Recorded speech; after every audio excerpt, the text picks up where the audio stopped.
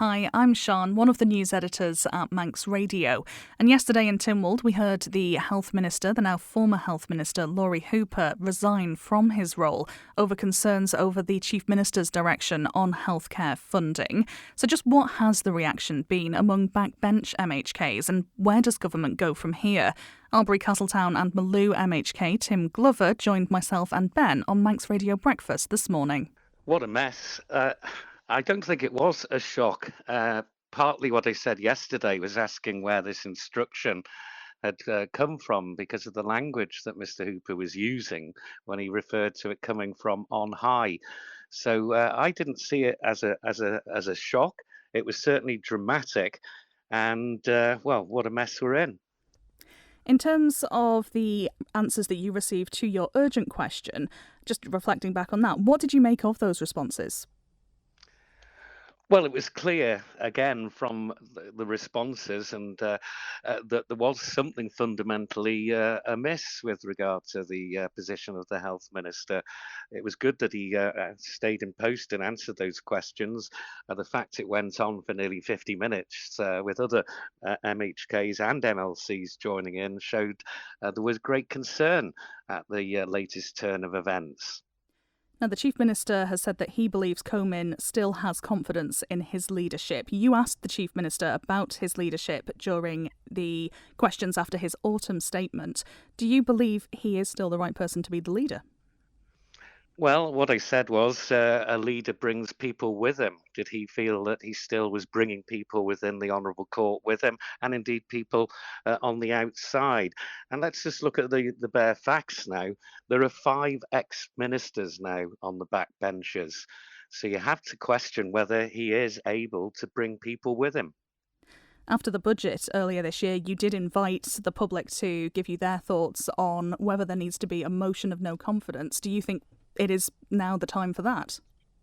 Personally, yes. There's not been much chance for that to be discussed because it was a pretty full-on day yesterday, but I'm sure that conversation will come up, and a lot of members fundamentally believe that the health service should be free at the point of entry, and I'm concerned that we're putting potentially balance sheets ahead of putting people in harm's way. So would you like to see then that commitment from Comyn for that free at the point of access? I would. I mean, that was asked, and I think Manx Radio have asked that as well. And I didn't hear a clear answer from the Chief Minister. All I heard was a word soup. Mr. Glover, I wonder about everybody listening now. You describe it as a mess, and I wonder if a number of our listeners think, actually, we don't care about who's falling out with who and exactly who the minister is. We just want this situation to be sorted at Manx Care, the funding. So how would you go about changing this situation, sorting out this mess as you describe it?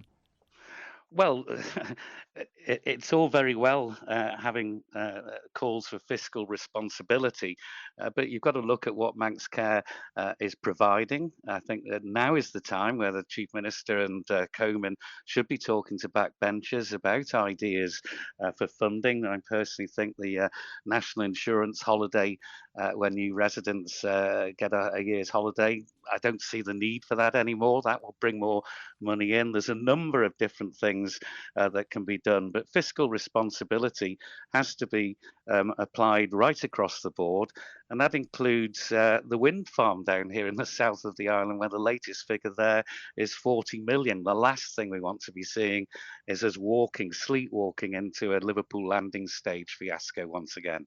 There's no doubt these are turbulent times for Tynwald, for Manx politics. You've been following the goings-on in Tynwald for many, many years now. First of all, in your role here at Manx Radio for many years, and now as an MHK. Can you ever remember a time when things have been so turbulent and perhaps there is this sort of disconnect within Tynwald and within the Isle of Man taxpayers as well? I don't think I have. I certainly get have conversations with people all the time, and there is an enormous amount of discontent about where we're heading at the moment. And personally, and I'll be talking to people when I get the chance today, I think it is now the opportunity to try and lance the boil and see where we go from there. Given that there has been so much turbulence within the Council of Ministers, the various different issues going on at the moment, how difficult do you think it is to try and unite members now and try and start making some progress? Well, the Chief Minister has to do that, set that personally himself and engage with backbenchers about the direction that we're heading in. That is not happening. And as I say, 5 ex-ministers now on the backbenchers. He's not bringing people with him, clearly. And just finally, if your phone were to ring, if the Chief Minister were to give you a call and invite you to be part of his Council of Ministers, he's got a vacancy, what would be your thoughts? I'm no nodding dog.